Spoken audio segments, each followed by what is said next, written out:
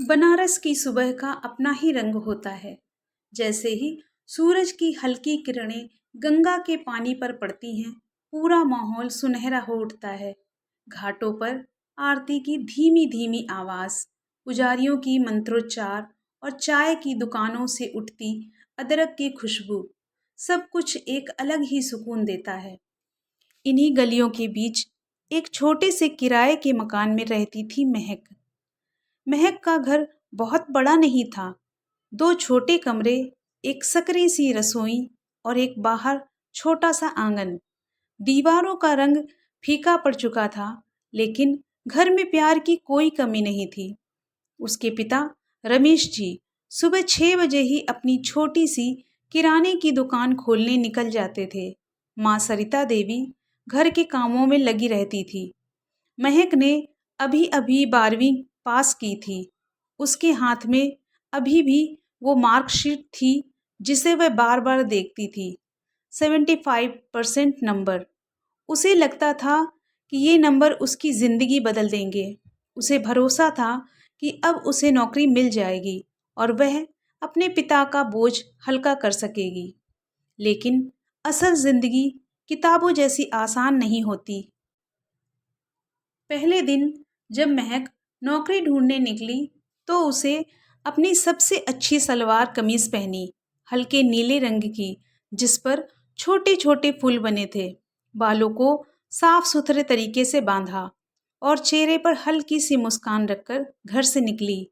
वह सबसे पहले एक स्टेशनरी की दुकान पर गई।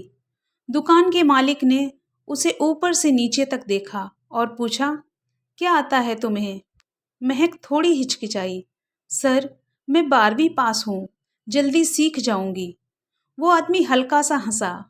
यहाँ सीखने वालों की जगह नहीं है, काम करने वालों के लिए है। महक चुपचाप बाहर निकल आई। उस दिन उसने 6-7 जगहों की कोशिश की, लेकिन हर जगह उसे यही जवाब मिला, एक्सपीरियंस चाहिए। शाम को जब वह घर लौटी तो उसके पैर दर्द से भर चुके थे, लेकिन उसने माँ से कुछ नहीं कहा, बस मुस्कुरा कर बोली, आज थोड़ा थक गई हूँ माँ। लेकिन उसकी आंखें सब बयां कर रही थीं। अगले दिन भी वही सिलसिला चला। सुबह उम्मीद के साथ निकलना और शाम को निराशा लेकर लौटना। मोहल्ले के कुछ लोग उसकी इस कोशिश को समझ नहीं पाए। जब वह रोज तैयार होकर निकलती तो कुछ औरतें फुसफुसाती, इतना सज धज कर जाती है जैसे ऑफिस जा रही हो। अरे, 12वीं पास करके कोई बड़ी अफसर थोड़ी ही बन जाएगी। कुछ लड़के भी हंसते हुए कहते, मैडम जी, आज कौन सी कंपनी ज्वाइन कर रही हो? ये बातें महक के दिल को चुभती थीं।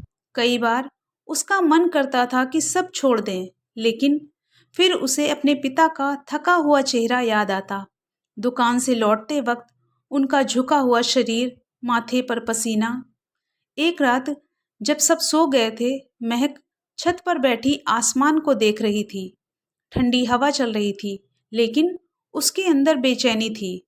उसकी आंखों से आंसू बह रहे थे। तभी उसकी माँ धीरे से उसके पास आकर बैठ गई। क्या हुआ बेटा? महक खुद को रोक नहीं पाई। माँ, मुझसे नहीं होगा। हर जगह मना कर देते हैं, लोग हंसते हैं। माँ ने उसका हाथ पकड़ा और धीरे से कहा, लोगों का काम है बोलना, लेकिन तुम्हारा काम है कोशिश करना। बेटा, जो लोग आज हंसते हैं वही कल तालियां भी बजाते हैं। उस रात महक ने एक फैसला किया। वह हार नहीं मानेगी, बल्कि खुद को और बेहतर बनाएगी। अगले दिन उसने नौकरी ढूंढने के साथ साथ कुछ नया सीखने का सोचा। उसे बचपन से लिखने का शौक था।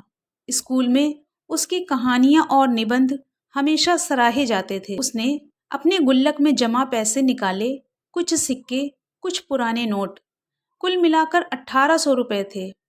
उसने उसी से एक सेकेंड हैंड स्मार्टफोन खरीदा। फोन पुराना था, कभी कभी हैंग भी होता था, लेकिन महक के लिए वो एक नई दुनिया का दरवाज़ा था। उसने इंटरनेट चलाना सीखा, यूट्यूब पर वीडियोस देखे, कंटेंट राइटिंग क्या होता है, ऑनलाइन काम कैसे करते हैं, बेसिक इंग्लिश कैसे इम्प्रूव करें। शुरुआत में उसे कुछ भी समझ नहीं आता था।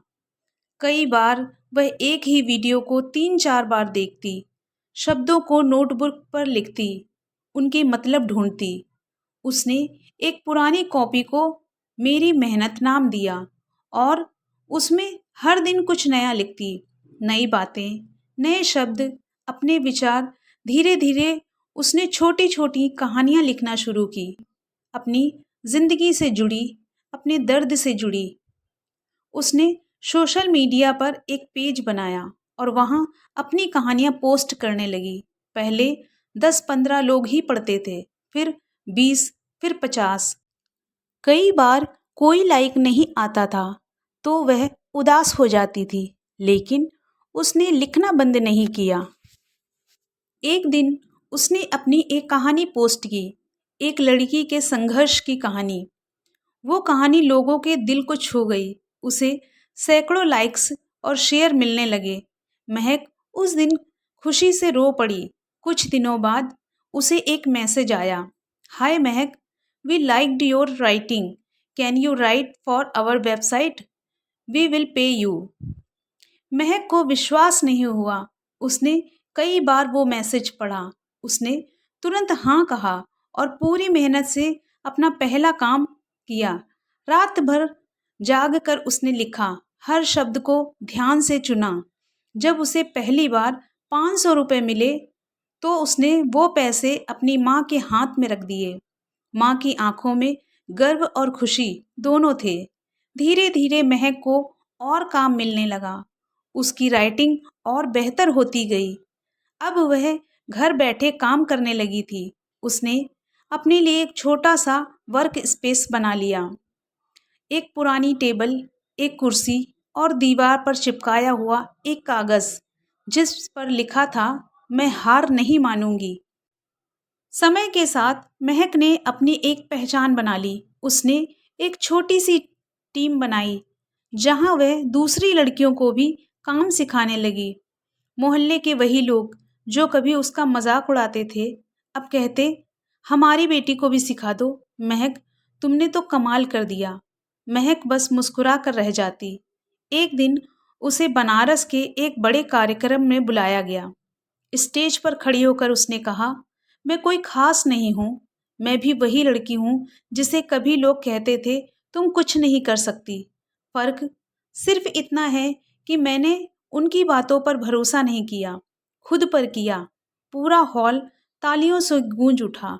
उस दिन जब महक ने अपने घर लौटी तो उसने वही छत देखी जहां वह कभी रोई थी, लेकिन आज उसकी आंखों में आंसू नहीं बल्कि चमक थी। उसने आसमान की तरफ देखा और धीरे से कहा, मैंने कर दिखाया। बनारस की गलियों में आज भी वही भीड़ है, वही आवाज़ें हैं, लेकिन अब उन गलियों में एक नई कहानी भी गूंजती है। एक ऐसी लड़की की कहानी जिसने हार नहीं मानी और अपने हौसलों से अपनी पहचान बना ली। मित्रों, अगर आपको यह कहानी पसंद आई हो तो कृपया चैनल को सब्सक्राइब करें, लाइक करें, शेयर करें और कमेंट